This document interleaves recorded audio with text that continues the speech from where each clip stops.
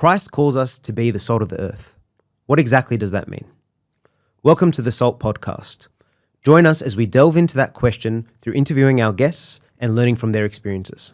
I'm George Iskander, and joining me today is my co-host, Simon Thomas Gilto, and our first guest, Father Jacob Magdy, who is a senior priest at St. Mark's Church in Uncliffe. Welcome, Father. We're very blessed to have you. Thank you for having me. Okay, Father, I know we're going to sort of get straight into it, but most of the time as a father, you often have to deal with people and their needs, and you always put them first. But today we want to go on a journey with you, and we want to find out about you if possible. So if you don't mind me asking the first question, where did you grow up and what was your childhood like? I grew up in a city called Giza in Egypt, and my family, my mom was Catholic. My dad was not churchgoer that much, but he loved God. So I grew in a church. I was lucky to have very good servants in this church. A very famous figure, known very well in the history of Egypt.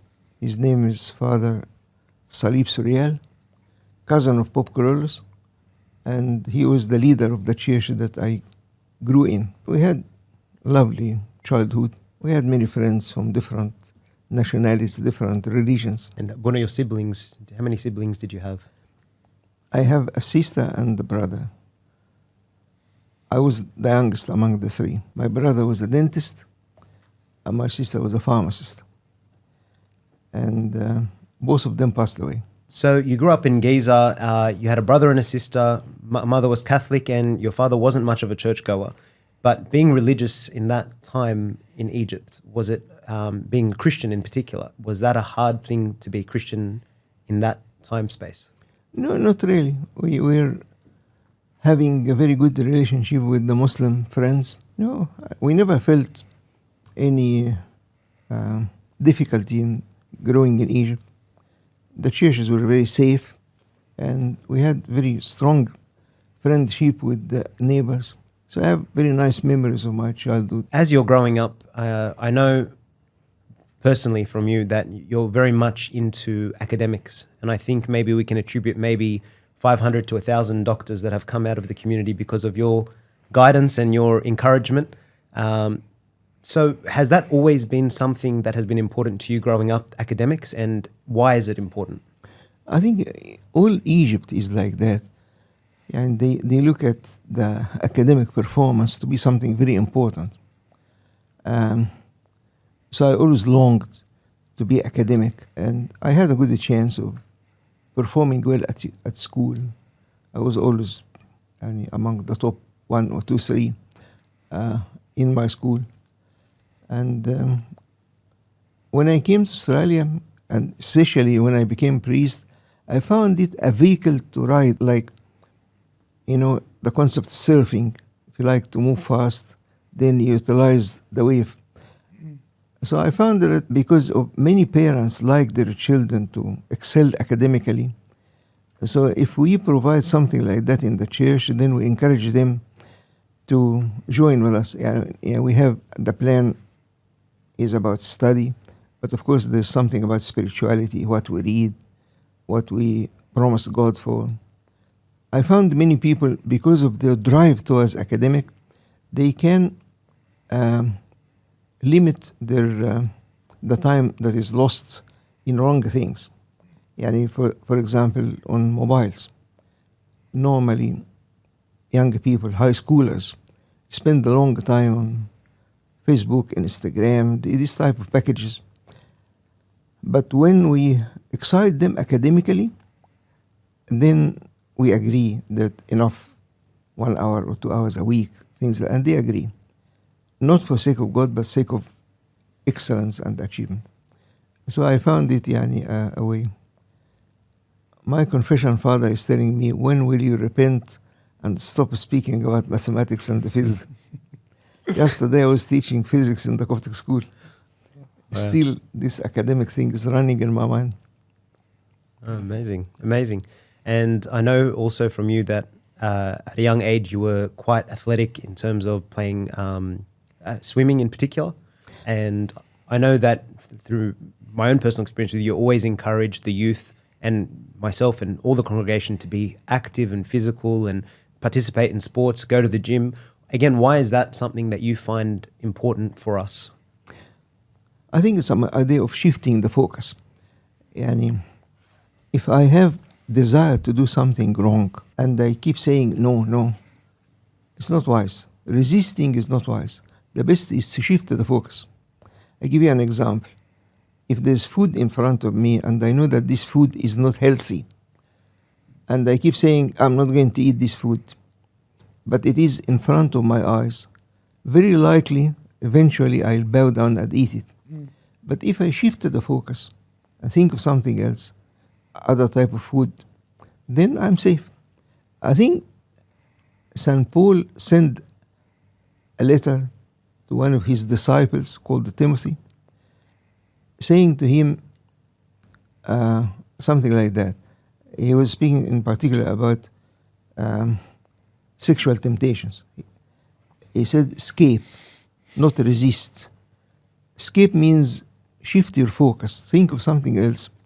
And this is much more successful.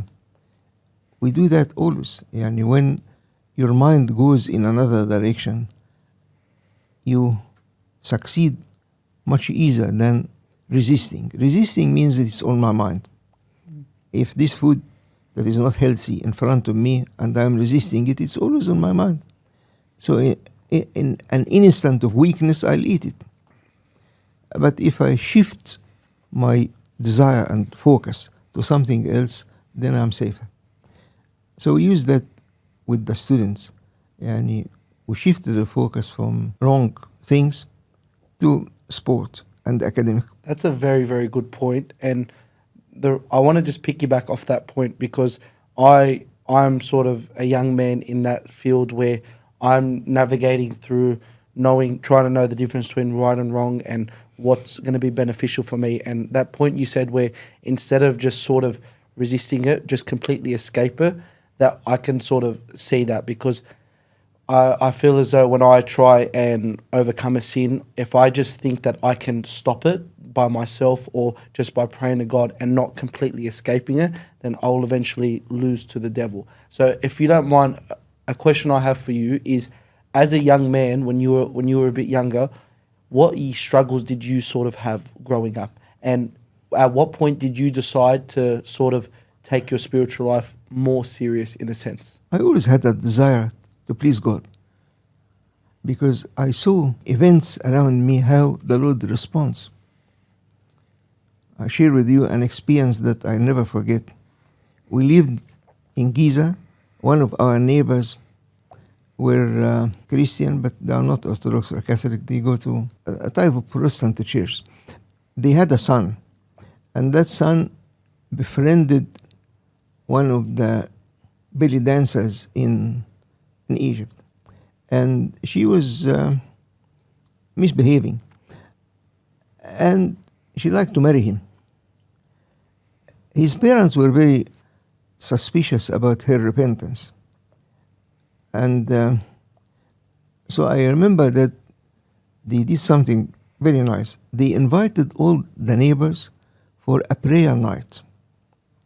They came to invite my mom and dad. Dad didn't go, but my mom went to spend the whole night praying. I was young, but I remember. I myself was suspicious what praying all the night will do. But in the morning, the boy returned back and said that he decided not to proceed with this relationship. Was always running in my mind that when people gather to pray, something happened. This actually happened recently in our church, a very similar situation. And there was a prayer meeting for a purpose similar to that, and it was achieved. George, you may remember that once we had difficulty in having approval from the council to pray in the English church. And my colleague, Father Augustinus, advised me by a nice man. He said that let us pray 24/7. How? By having group of people. We had an icon, big icon of the patron saint of the church, Saint Mark, and in front of that icon we had candles, and we agreed with people that they come to pray 2-hour sessions. This guy prays from 2 to 4, another person from 4 to 6, but it was continuous prayer, 24/7. Wow. And Father Augustinus was sure that something will happen, and it happened. What happened is that they seconded senior town planner from another place that came to act because the town planner of Rockdale Council at that time was sick, and this newcomer was very supportive to us, and he found that the foundation stone of the English church showed that it was built in the 1940s. And the rule of asking for DA, development application, was in the 1950s. So he said that you should be exempted from applying for a DA. Because if you apply for a DA, there's high risk that the neighbors may not like a new church. So this was another example of the concept of people praying together, and this will have an effect. I saw that since I was a child, and it always grew in my mind that there's nothing impossible. Actually, there's a verse in the Bible that say, God is saying, is there anything hard for me, says the Lord? Nothing hard for him. It's a matter of moving him. How can I be clever to ask? So since my childhood, I felt that there's a resource. And I say that to anyone that listens to this podcast, to understand that we have a resource not known to many people. Some people do not believe that this resource exists, but it does exist.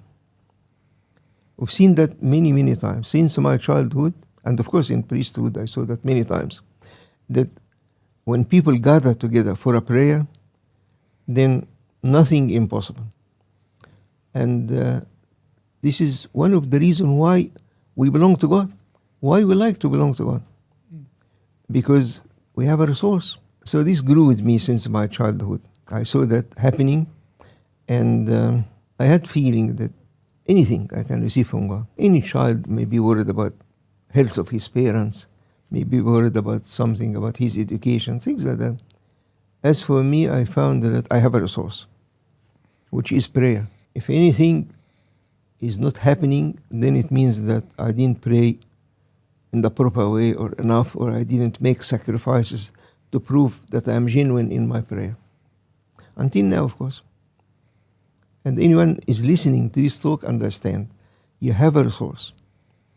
And it's a beautiful resource. We have hundreds of stories of things that happen, that nothing impossible if we please God.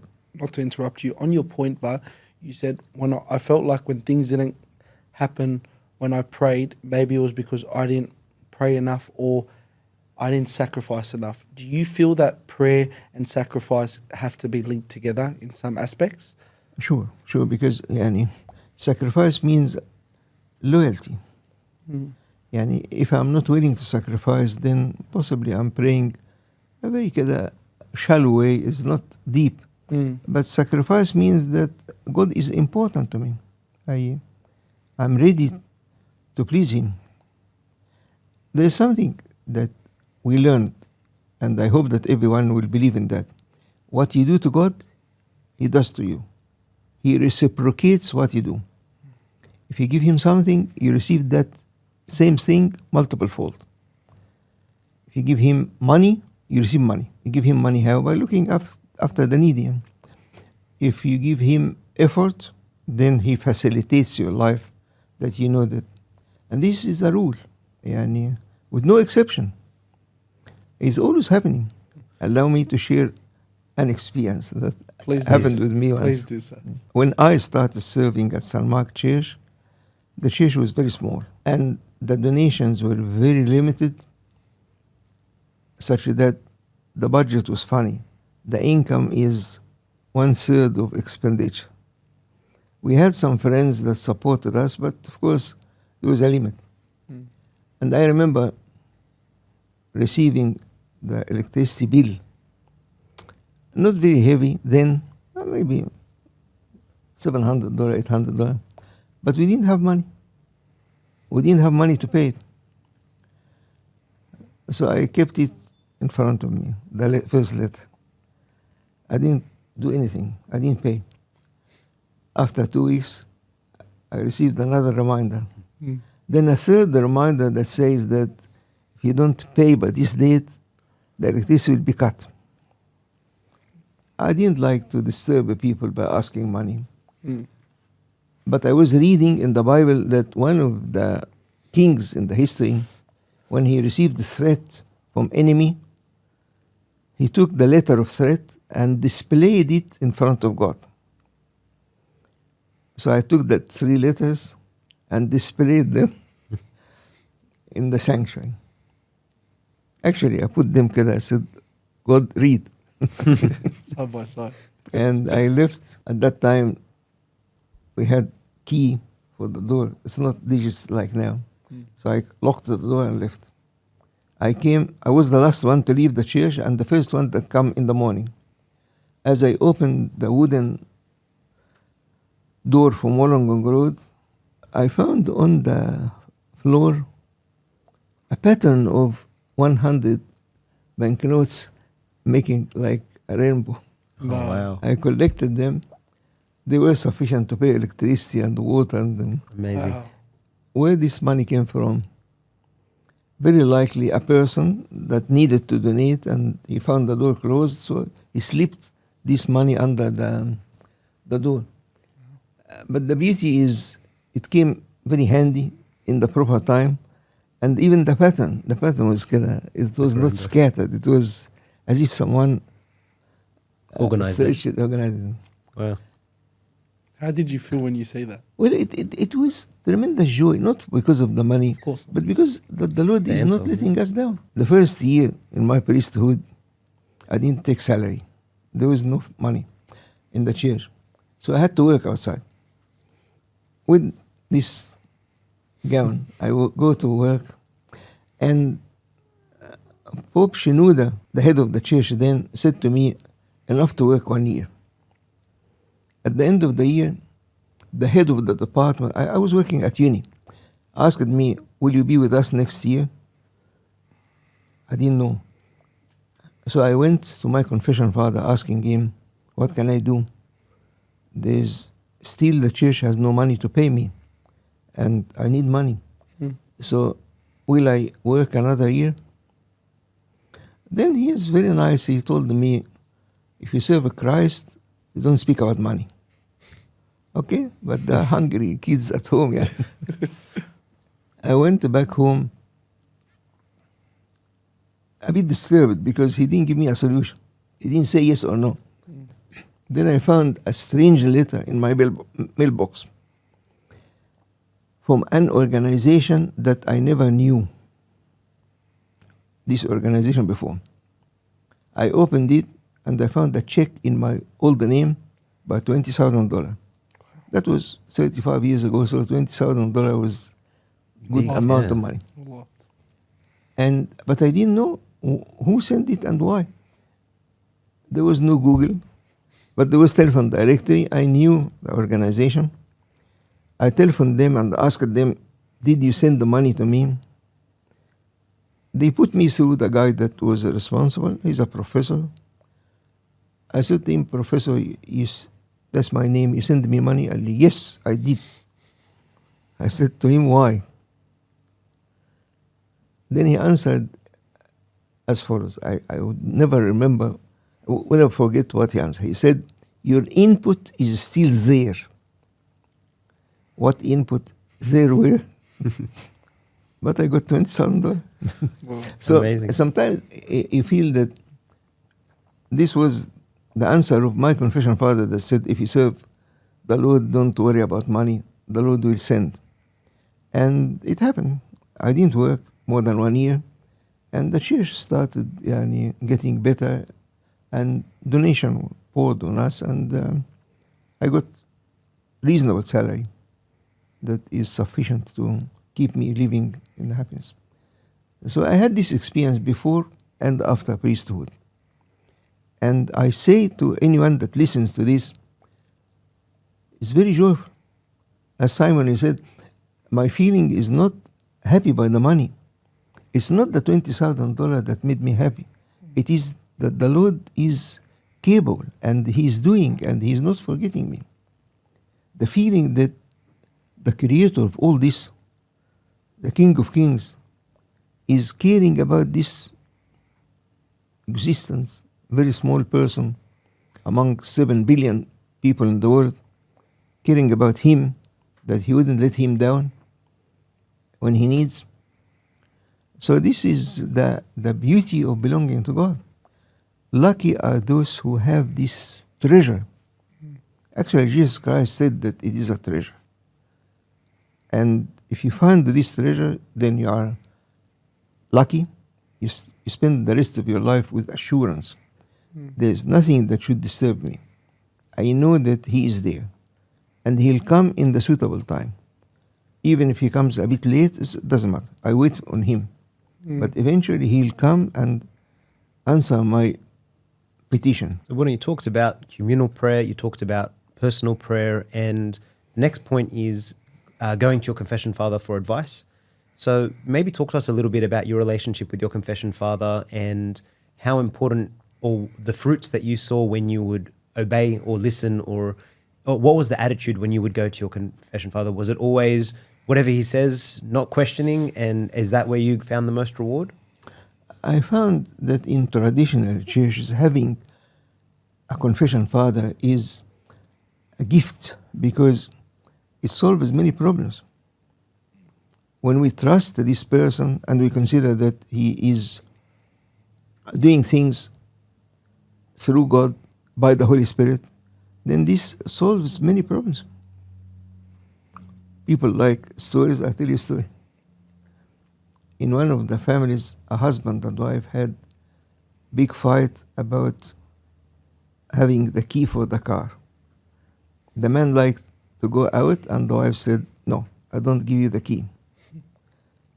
And give me the key. She says, "No, yes." And the fight was very bad, and eventually they called the police.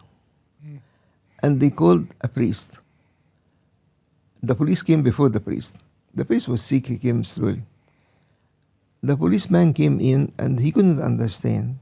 First they speak broken English, and he starts saying, "Who is the owner of the car?" "It's him, it's me." "Why don't he get..." He was lost between the husband and wife. Then the priest came. Actually, it was Father Musail. He was sick in his old days, before he died now. And he came puffing, and he sat on a chair, and he said, "What's the problem?" Then the man told him, "She doesn't like to give me the key." "Why?"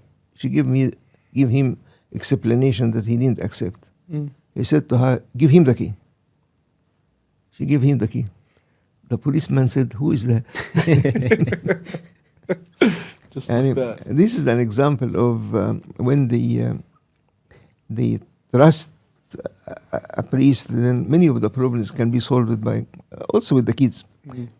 The kids may argue with their parents, then they ask the priest say a decision, then they consider it as if it's God said it. So it solved the problem. I learned that from my dad. My dad was very keen about the visit of the priest. And it's a major event when the priest come to visit us. We had yearly visits from Abuna Salib.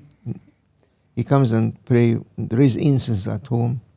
And my dad on that day considered as if it is the top of the world came to visit us.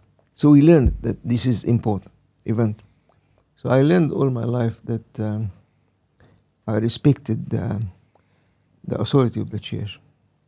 It helps a lot. You mentioned your father, Abuna. What I'd like to ask you is, what's the number one thing you learnt from your father, and what's the number one thing you learnt from your mother? Well, I learned from my father the generosity in giving money to the needy. Despite that, he didn't go to the church regularly, but every day I go to the church, I tell him I'm going to the church, then he has to give me some money to put in the church. This was something like, he said that don't go to without having something to give. It may be a very small quantity, corresponding now to 10 cents or so, but at least he has to give me some. I learned that from him. I learned from him also the respect of the clergy. He was very keen about respecting the clergy. I learned from my mother the way of prayer and self-control. Prayer, she was amazing. That she had, every day she covered her head and on her knees and spends maybe 1 hour or two speaking to God in a room. We go there, see mom doing that. We learn that there's something there important about her prayer. About self-control, I tell you a story about my mom that I never forget. She had problem with her back.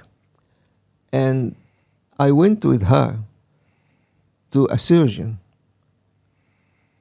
She was hoping to have a surgery for her back. The surgeon was very clear. He told her, my lady, the surgery will make you comfortable number of years, but it may come again. Then she said to him, what's the solution? He said the solution is to lose weight. She was a bit overweight. She said to him, how many kilos you like me to shed? He answered, 25 kilos. Then the second question, for how long? As fast as you can. A little is 1 year, okay? I said, yes. If you lose 25 kilos in 1 year, then possibly the back pain will disappear. And she did. Wow. You know, the bread loaf in Egypt is something like that. Yeah. And she cuts it in 4 pieces. 1 piece for breakfast, 1 piece for lunch, 1 piece for dinner, and the 4th piece for the cat. And many times I watch her. Breakfast is this very small bread with maybe 1 tomato, something like that. That's it. And she lost 25 kilos and she never complained about her back.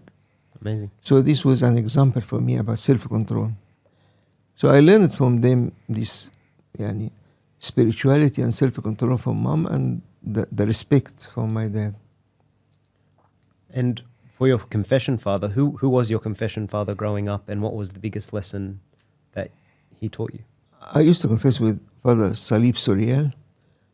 He is now in heaven. He died. I learned from him a lot. I can share with you an experience. There's an occasion in the church during a special month called Kiyak. In Kiyak, we gather in the church for praying hymns, remembering the birth of Christ. And the prayer goes over the night. So the church likes to give people some food because they have no time to eat. And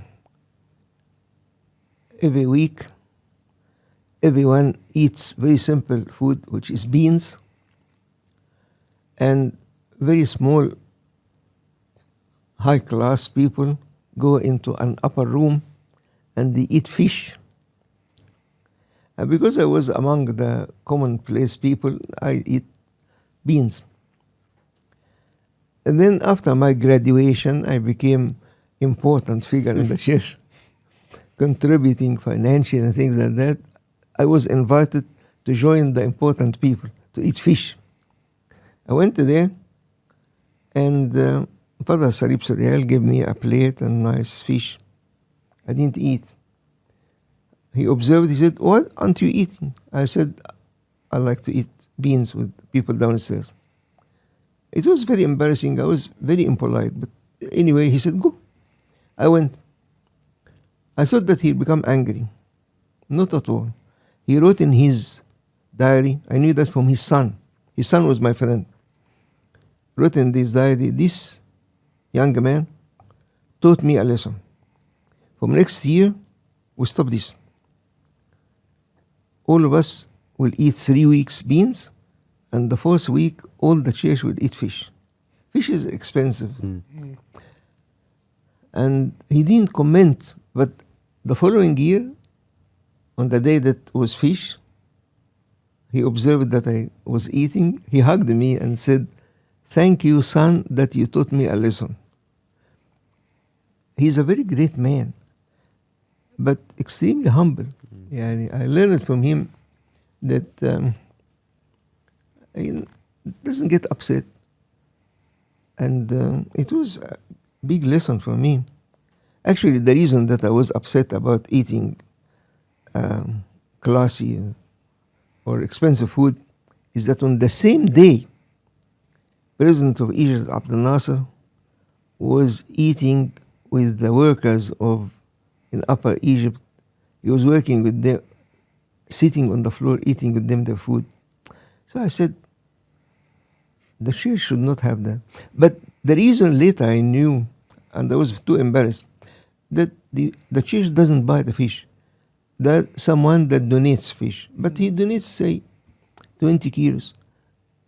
What 20 kilos can feed the people who need 200? So they just cook for a small group. But this story just to show how impolite I was and how nice and humble was this priest that I used to confess with. Actually, when Father, I find that with you in particular, what I really admire about you is I find that you are able, being a senior priest, are able to learn even from a child or from a congregation member or from a junior priest. I find that you don't have that, typically you'd picture, in a structure of a church with many priests, that maybe the senior priest would be very authoritative. But I noticed that you don't like to, you learn from everyone around you, which is, I think, very admirable. So I guess, is that something that you learned from him, or? Yeah, actually it happened naturally, George, because I knew that I got priesthood position without qualification. Like when I started, and until now, I don't know hymnology properly. My knowledge about the Bible is very limited. My experience is very limited. So I needed help. And when I see this help coming from younger priests or from servants like your dad, I really feel that it's a gift from God. And this is the resource. Like, I didn't pretend. I didn't find difficulty in respecting them because they know better than I.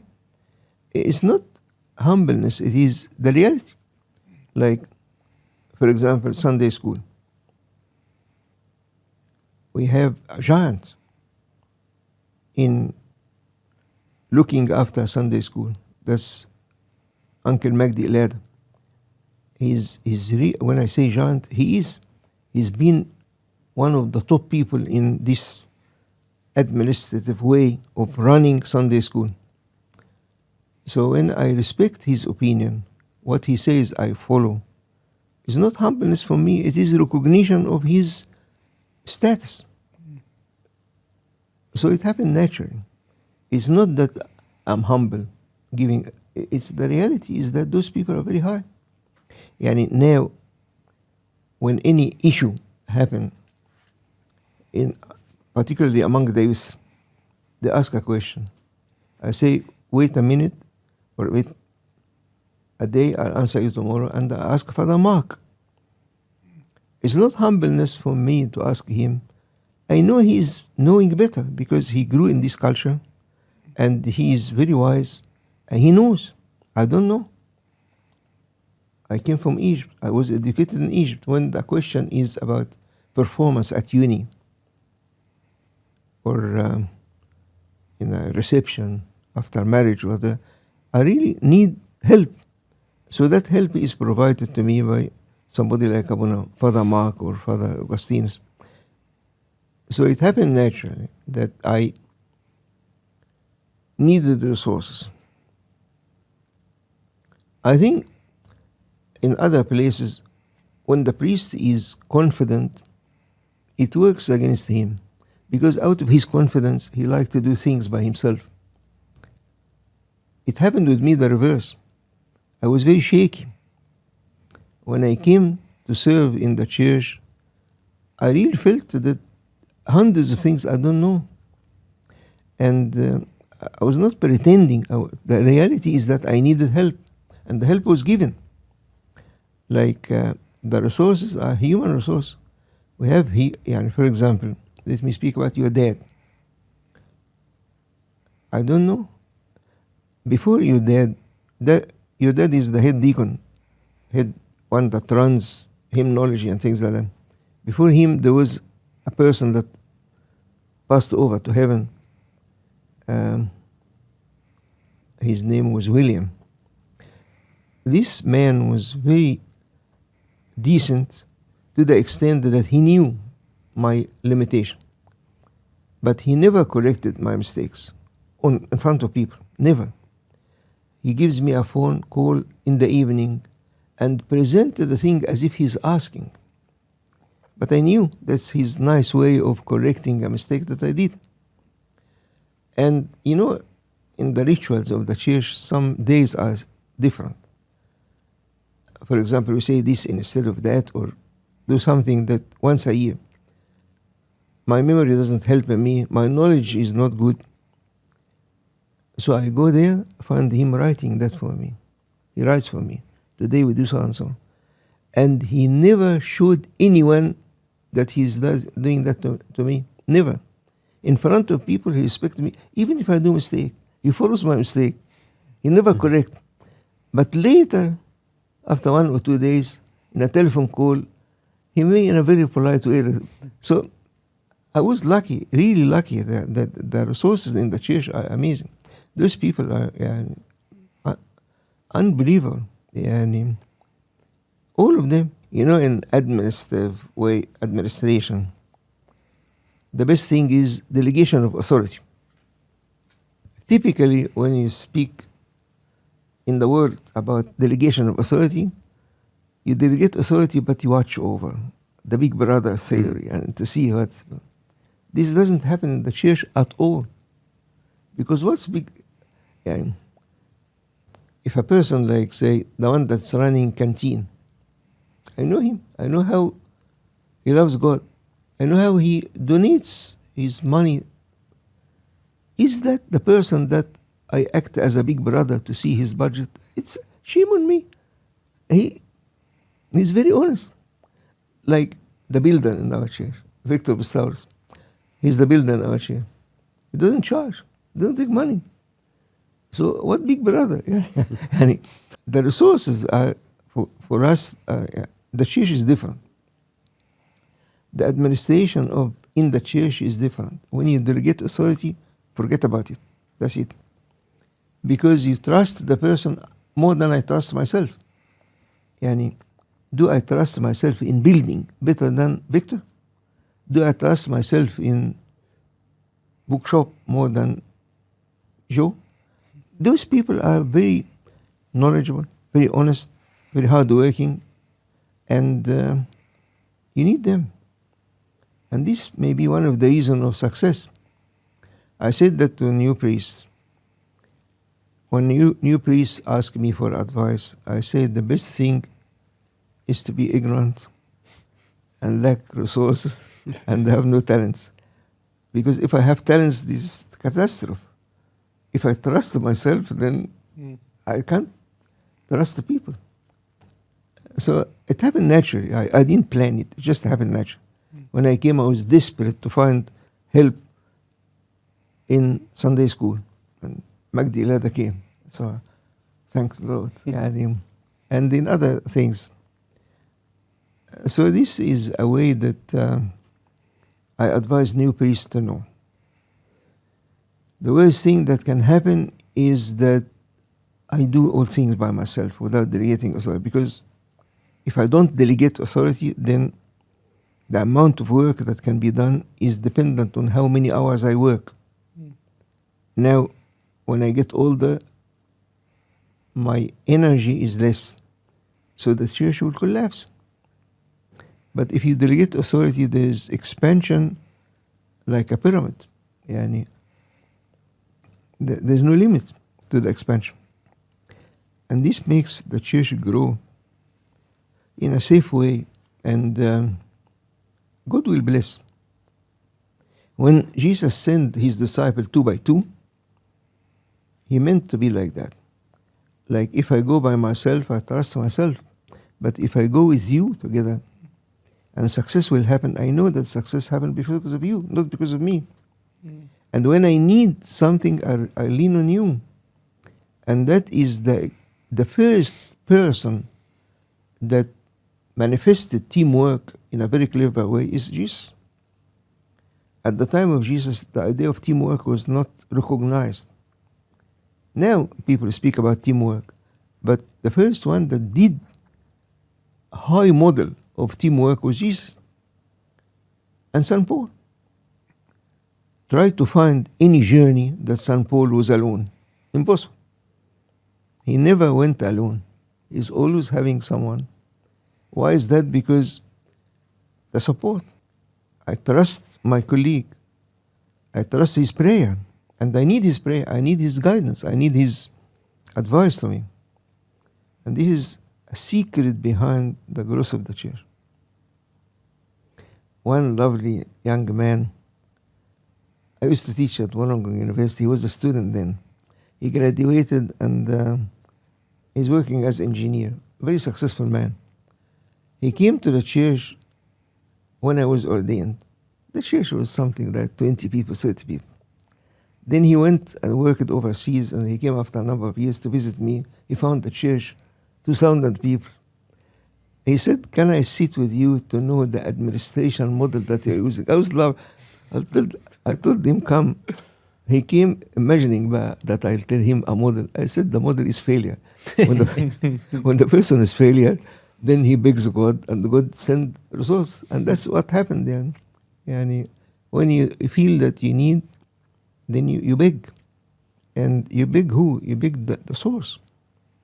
You receive from the source. The worst thing that you think that I'm capable to do it myself, then you limit the capability of God pouring. And that's the reason that when St. Paul was sick, he begged the Lord to heal him for the service. We don't know what disease he had, but I believe that the disease he had was skin disease.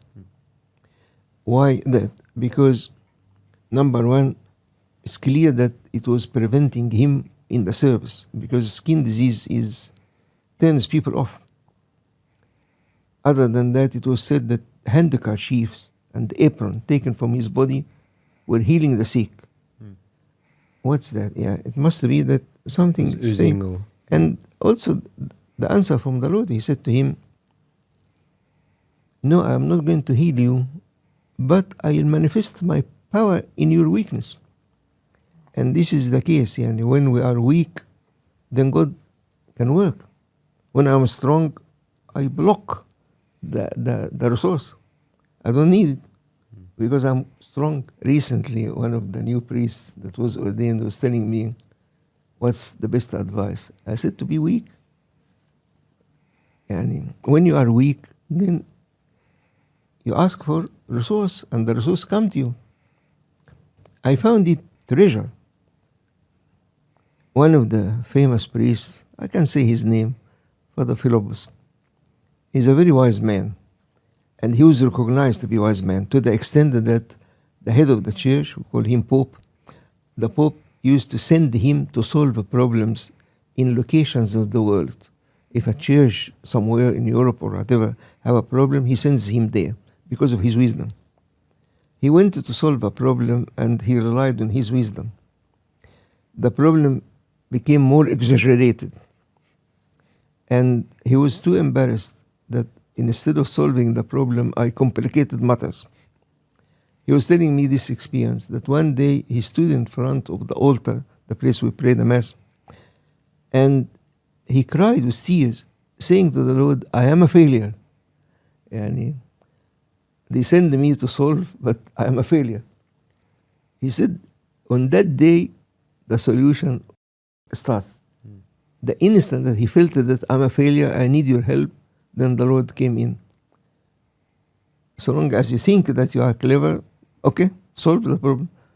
But your capability will not be sufficient, because sometimes we need miraculous solution. We need a solution that is not available naturally. It has to come from superpower. What is that superpower? It's available for us, which is God. So do you think that's God's way of combating your pride, and that's why God loves it? Because if you show yourself to be weak or know yourself to be weak, there's no room for pride, and that's maybe the blessing that results? Exactly. You explained it in a very good way. That when we feel I'm weak, then I need strength. I'm not proud of myself. And that's the key of the power of humbleness. All the leaders the successful leaders in the history are very humble, including someone like Pope Carolus. He was very humble. He knew that it's not me. I can't solve the problems. Some of the problems that we face are higher than the capability of humanity. Like this story of the money has to come from God. Yeah. And it does. Yeah, and God comes into the picture. We've seen that many times. I've saw the power of humble people, how they allow me to say a story. Of course. Okay. Of course, please. Once I was early in the morning before the Mass, maybe 6 a.m., then I saw movement towards the toilets. I said, who is there? No one in the church. I went there to see him. It was a husband and wife. Both of them are great specialists. Dr. Fatih Gabriel and Dr. Aida Gabriel. He was, they are very high, and they were very rich, very rich. They have a mansion on the ocean. Like, you drive in minutes driving in their land. I went to see what they are doing. They were cleaning the toilets. Why? Because they like to be humble. And they asked me, please don't say this to anyone until we die. I say that because now they are dead. After a short time, the woman came to me and said, I need to speak to you about something serious. I said, yes, Aida. She said to me that I'm going to die after 3 months. What are you talking about? She said, I have savage leukemia. And the doctor, who is my colleague, she was working at St. George Hospital, is looking after me, and he said that without chemotherapy, you'll die in 3 months, and I'm not going to take chemotherapy. And we visited her, Amba Daniel, Abu Nawasins, and myself to pray, and she didn't take chemotherapy. And after 3 months, the specialist told her, we need to see the progression of the disease. He got blood analysis, and he answered her with a marvelous message, the best message you can ever read. He said to her, Aida, he's a colleague of hers, so he called her by her first name. There is divine intervention. Wow. There is no trace of leukemia in your blood. Wow. I related that to cleaning the toilets. It was not in vain that years, they are very rich. We used to visit them to find a whole family, someone mowing the grass, someone cooking, someone cleaning, because they have money. But when it comes to the toilets of the church, we have to do it ourselves. They could have sent anyone, of course. They could employ people. No, they do it. True humility. I couldn't take photos. It was nice. Fatih rolling up his pants and carrying and they were old. The work is not easy for them. Cleaning the toilets in the churches is a mystery. You know, Joseph, my son, he was doing HSC and he was dying to do medicine. He came to me and said, Dad, tell me something I do for the sake of God, that God will give me an offer to do medicine. I said, clean the toilet. I said, okay. Every Sunday, he comes 6 a.m. to clean the toilet. The poor guy doesn't observe that it's very clean. Why? Because his mom comes 5 o'clock. She cleans the toilet and pretends that it's, he comes 6 o'clock to clean the toilet. It's very clean. He doesn't observe. What a beautiful story. But he got an offer to do medicine. Father, I think I want to talk a bit about the success of St. Mark's Church, but before we do that, I want to go back a little bit and talk about, firstly, you mentioned your wife, like how did you meet your wife, and what was the message for you that you knew that she was going to be the one that you wanted to marry? What was the... I was living in Czechoslovakia by myself, unmarried. And the situation is extremely, unbelievably hard. Why? Because this country, Czechoslovakia, believe that sexual relationships are a must. To the extent that they they do things. I needed to get married. If I was planning, if I go to Egypt, if I'm not married, I'm not coming back. This is hell. You can't live in these countries without a wife. So I went there hoping to get married. I spoke to one of the priests in Egypt about if there's a girl that he sees, he can recommend that I can approach her. I believe in this system very much. It's good. And sometimes girls call it arranged marriages as if it's negative. No, it's very positive, because a third party can know this girl is good for this boy, and then all what he does is introduce to each other, and then if the Lord wills, they'll feel comfortable. And that's what happened. He said, there's a nice girl that comes in this church, meet me in this church, I introduce her to you. I went there, and as I entered, she didn't come, but my wife came there on that day, and she came before me as we entered. And there's a big icon of Saint Mary, and usually I lit a candle in front of Saint Mary, but because she was there, I waited until she finishes. And she stood in front of Saint Mary, lit a candle, and I had nice feeling towards this young lady. And I said to the Lord, please, Lord, let this be the one that... And then I spoke to the priest, said, unfortunately, she didn't come, but there's another girl, which is my... That's divine intervention. Yeah, then he introduced us to each other. There was no feelings, of course, but a mental assessment that she is suitable. Sorry, Father, how old were you at this time? 28 years old. And okay. Yeah. I told her that if you are interested in me, that we can know each other. She thought I'm joking. We left to the church, and then I told her, please put your hand in my hand. She said, we are in Egypt. I said, in Egypt, in whatever, I'm going to engage you after 4 or 5 days, and we got married after 2 weeks. I have no time. She laughed. She never imagined I'm serious, but I was serious. And then she put some conditions on me. First condition, that I don't emigrate. Second condition, that I don't become a priest, because she heard that there was rumors that Oh my gosh. Third condition, that we'll have only one child, because she's a doctor and she feels women in labor crying, and she said, I can carry that once, but not.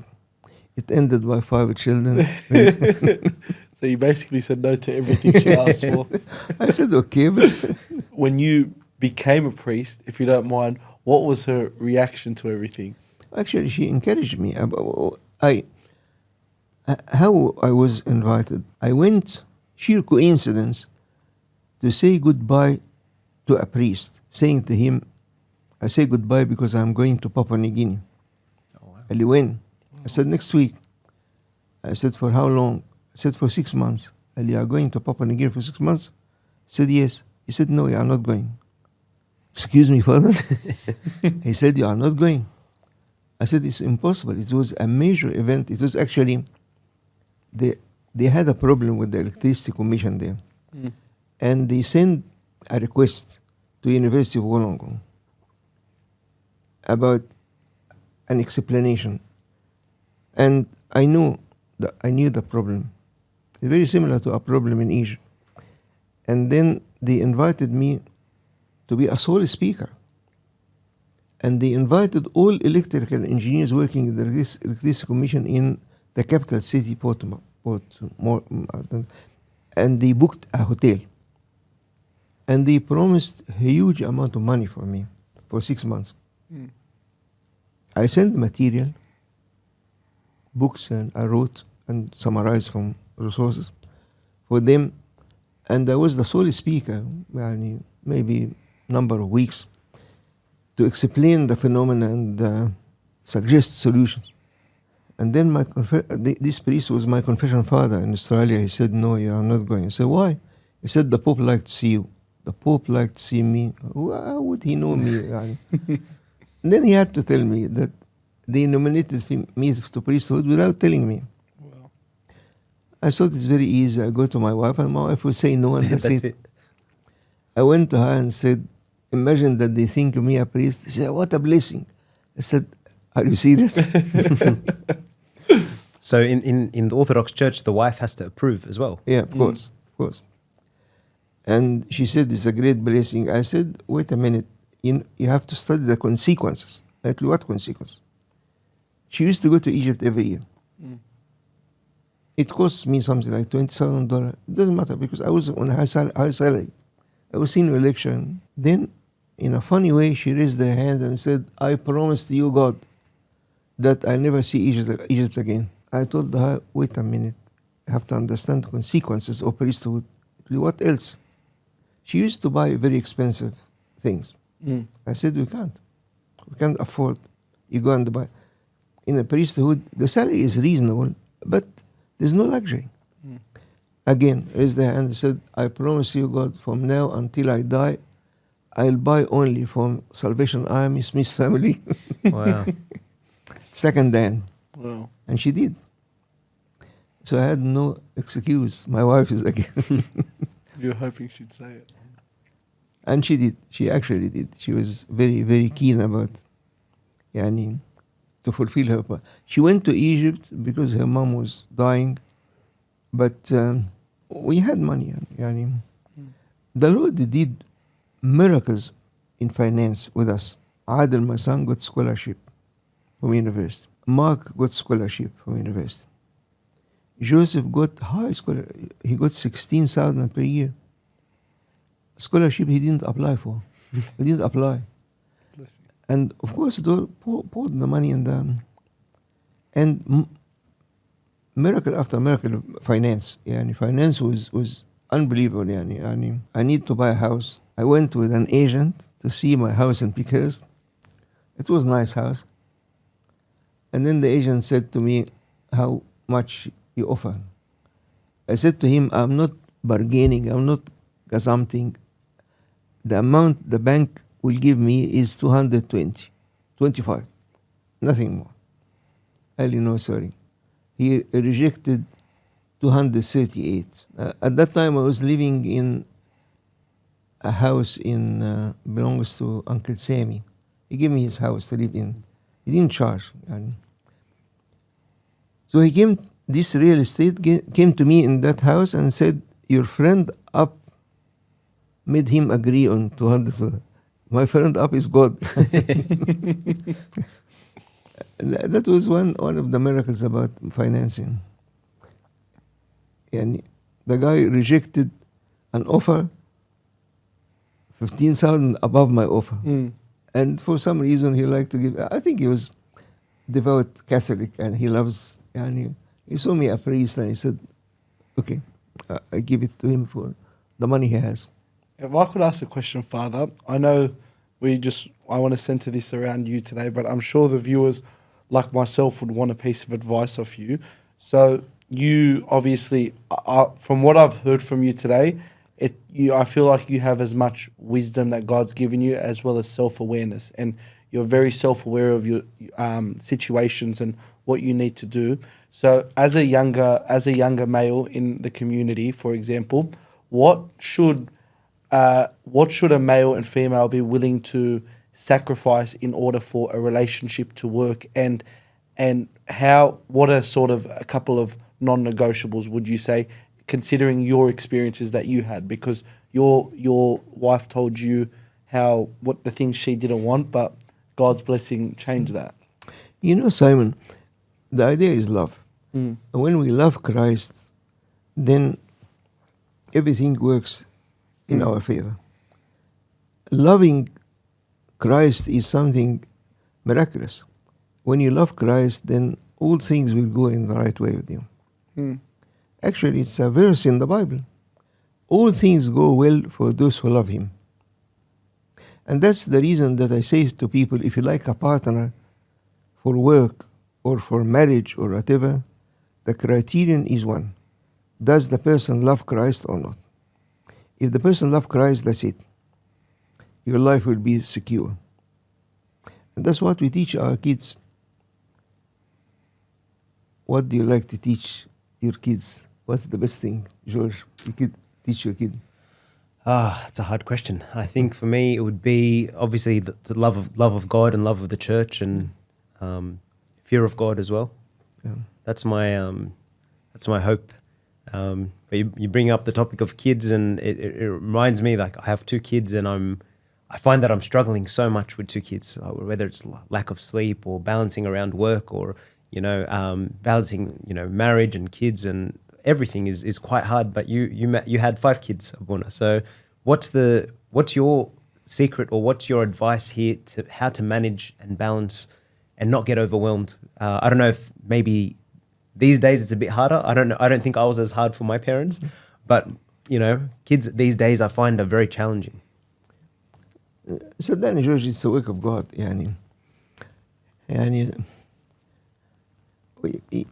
He can do very little. We are very limited in our capability, but God is unlimited. So if you invite God, and that's what happened with you. That's the policy that your dad and your mom had.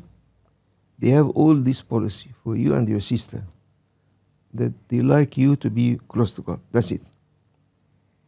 What type of education? You are very well educated, you and your sister, of course, but I mean that this happened naturally. All what was running in your parents' mind is to make you close to God. Once you are close to God, then things will work with you in a perfect way. So that's the best way. The best offering that you can give whoever you like, whether the children, friends, siblings, is to make them love God. Because once they love God, then He guarantees. Going back, Father, to priesthood. So I want to touch on want to become a priest in the Orthodox Church. Firstly, it's not something that you put your hand forward for. You get called to be a priest. So 2 questions. Firstly, did you ever think you would be called to be a priest? And then secondly, after you become a priest, almost immediately after you're ordained, you get taken to the monastery for 40 days for training. So I want to know about your experience in those 40 days as well. It is an invitation, but the invitation is a response to your love. When I was young, I always remember a sentence that David the psalmist wrote. It's recorded in Psalm 27 that say, there's only one thing that I asked, is to dwell in the house of the Lord. And that was always in my mind. The best thing that I can do to myself is to dwell in the house of the Lord. And but unfortunately, there's nothing. I was invited in Egypt, but the situation was very hard to accept. I'll tell you an experience that I passed through. I was studying in the Faculty of Theology in Egypt, not to become a priest, but just for the fact that a very famous person After that, he became Pope Shenouda. At that time, he was a bishop, and he teaches 4 subjects there. I loved the way of teaching. So I was just mainly attending his class. An ad came from IBM computer thing. The first time ever that the IBM will start having computers or ما كانش, there were no personal computers, but mainframes in Egypt from the IBM. And they had a big ad, 1 page in the daily newspaper, invitation for people to apply. And they said that they don't need any qualification other than IQ test. So I applied. I think I'm stupid, but what happened is that the IQ came very high. Questions were, possibly God helped me. Anyway, they took me among 10 people. And they had a mainframe. The first time IBM will have a center of computer in Egypt. But the problem was that we had to go through 6 months intensive evening class course. The salary was almost double my salary. Very tempting financially. But it was very hard for me to leave study of theology for money. So it came to my mind, if the Lord liked me for consecration, I thought about monastic life, not priesthood. If the Lord liked me to become a monk, okay, who cares about IBM? But if it ends by me living in the world, then IBM salary is very high. So I went to a church to ask God if hope for a sign. The priest there is a saint, he died now. His name was Father Bishara. And I went in, and the church was empty, and he doesn't have electricity, he have only candle lights.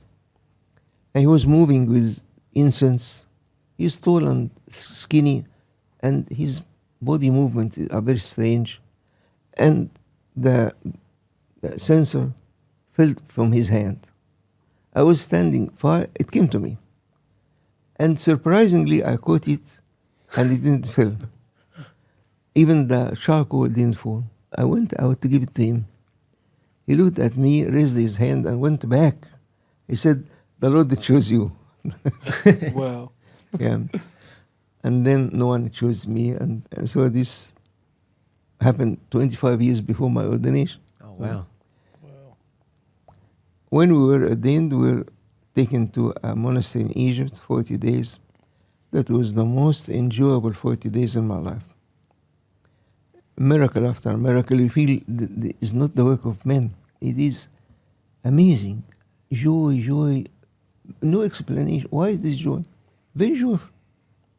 And miracle after miracle. Whatever you like, it had happened in front of you. I remember after my ordination by 2 days, my niece came and said, "I sat the exam for whatever, I'm going to fail." I told her, no, you'll get distinction. She got distinction. Then she came to me and, "How did you know?" Why did I say? We're miracle after miracle. All the time. And those 40 days of joy. It came to my mind, if priesthood is just these 40 days enough. So it's very, very, it's not only my feeling, all the priests. The 40 days after ordination is like honeymoon, starting a relationship with God. Father, if I could ask a little bit of a personal question, because I feel like we've gone somewhere in this sit down, but it's a little bit of a 2-part question. What is the hard, because life is a roller coaster, unfortunately, but what is the hardest thing that you've had to go through in your life at any point?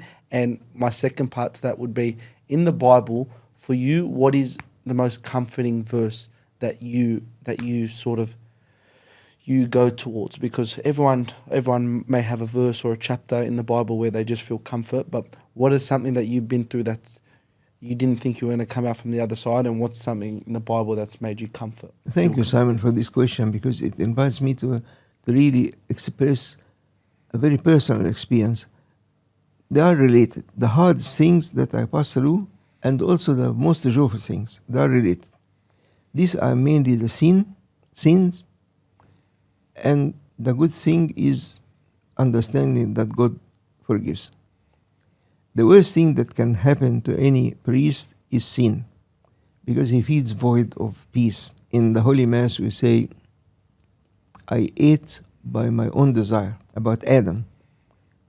Adam was given instruction, don't eat, but he ate by his own desire. So these type of sins are very humiliating and very destructive. That I know there's sin, but I do it out of weakness. You feel after that void of inner peace. You feel unhappy. You feel there's no support. You feel the fear that things can happen bad. You feel that the Lord will not answer me. Because we live with this comfortable thing that God is supportive. But if God is not supportive, where can I go? I cannot afford life without having support from God. This is the hard thing that can happen. Does it happen to priests? Of course. Priests are normal people.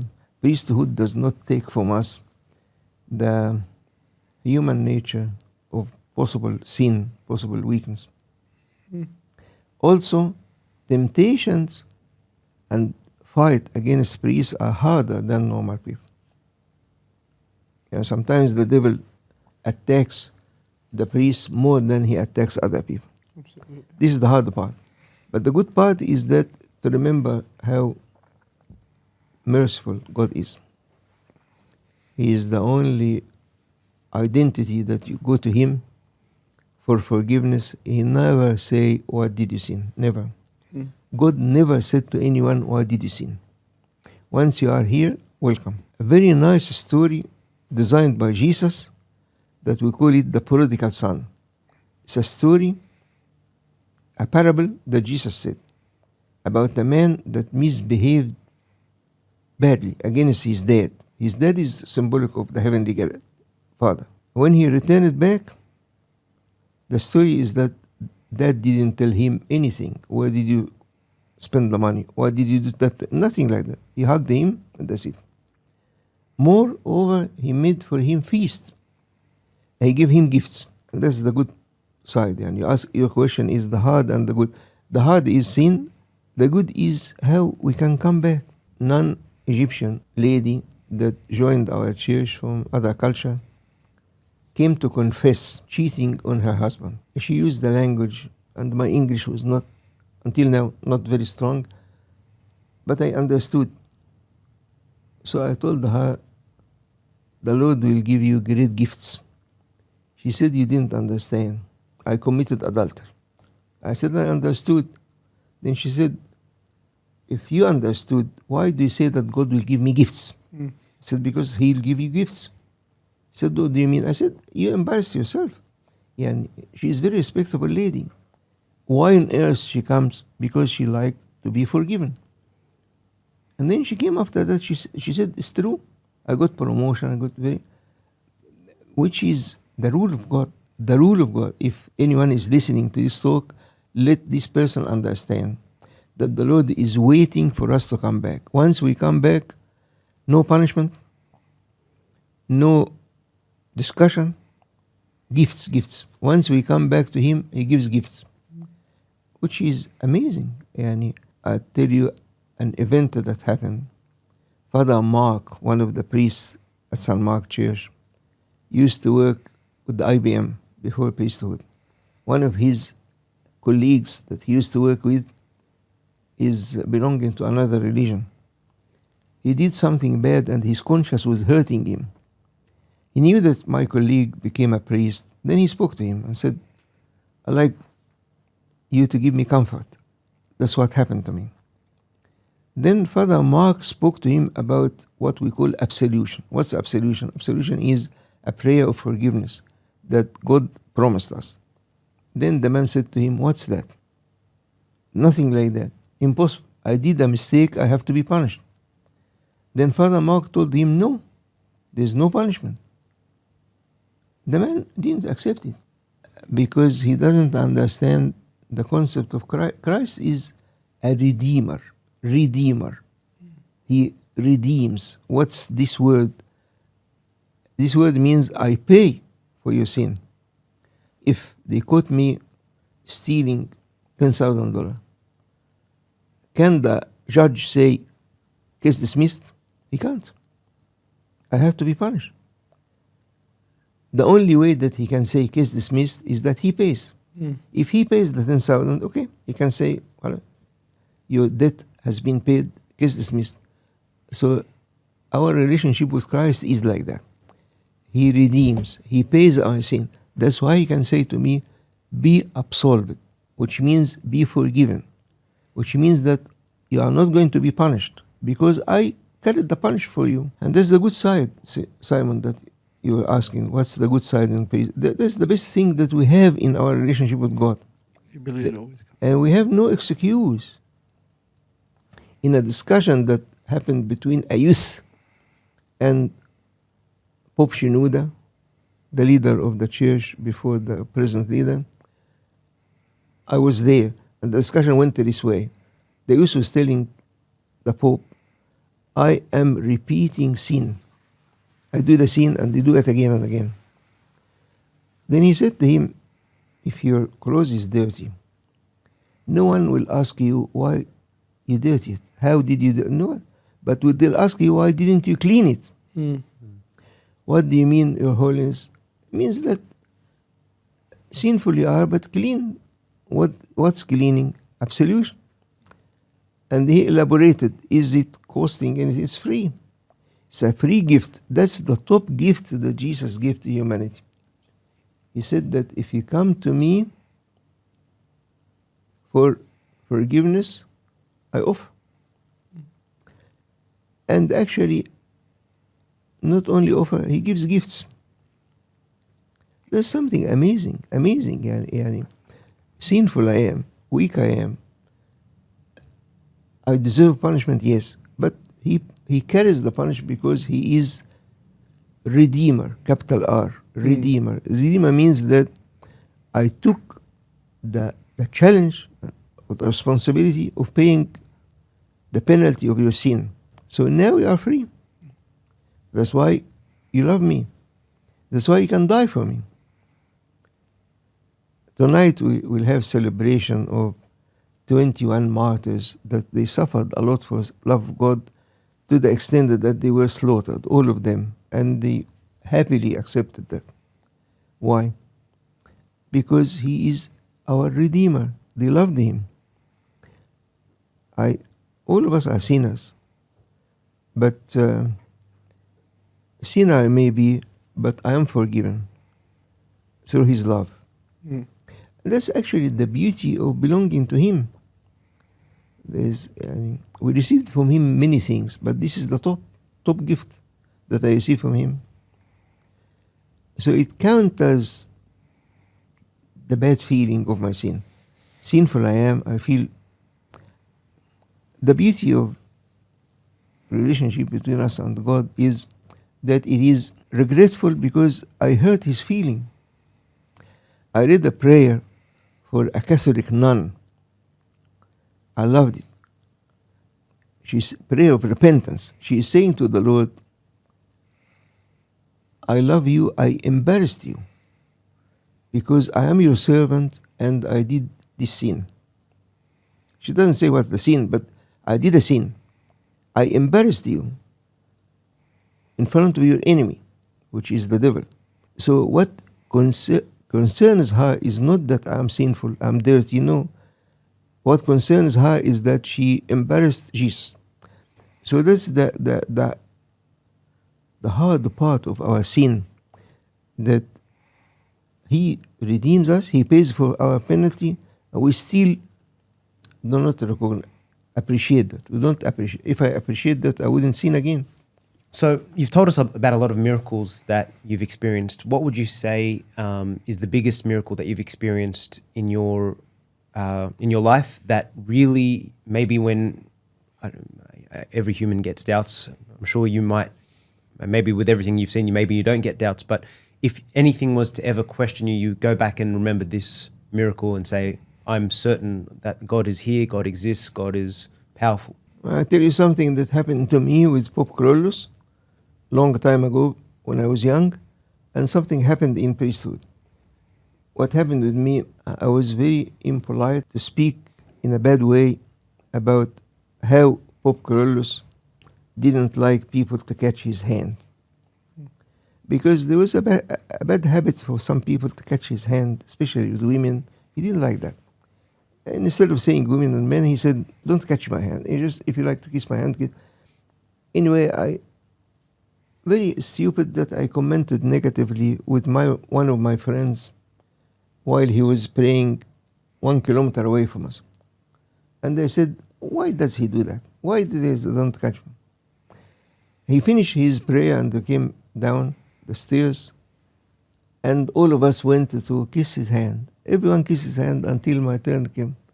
And then he pushed me and said, isn't that sufficient for you? Wow.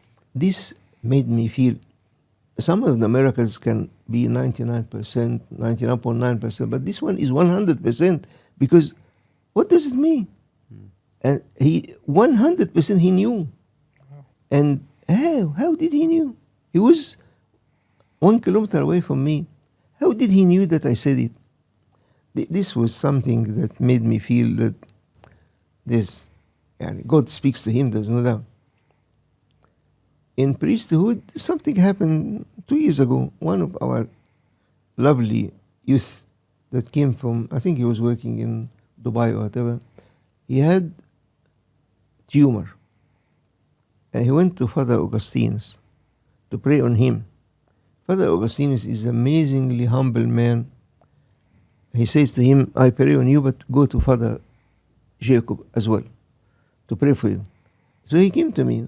I said, go to Father Augustinus. I said, I just came for him. Anyway, he said the surgery after 2 days or whatever. And then he came back after 3 or 4 days, smiling. I said, when will be the surgery? There is no surgery. How? He said, the tumor disappeared.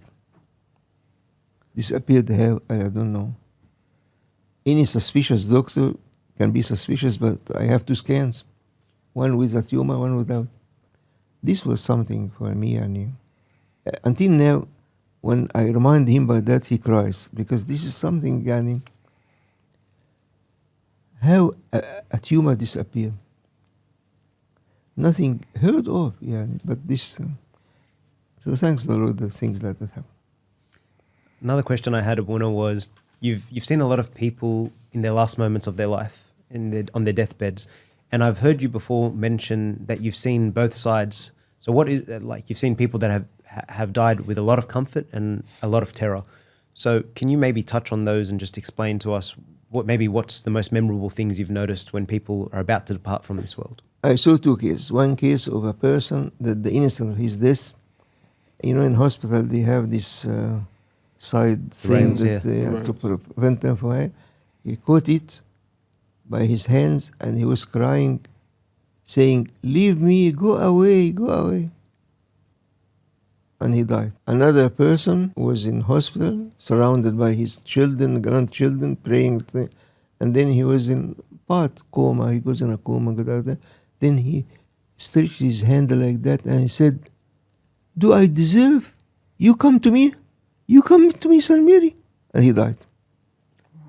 So these 2 events, the 2 extremes,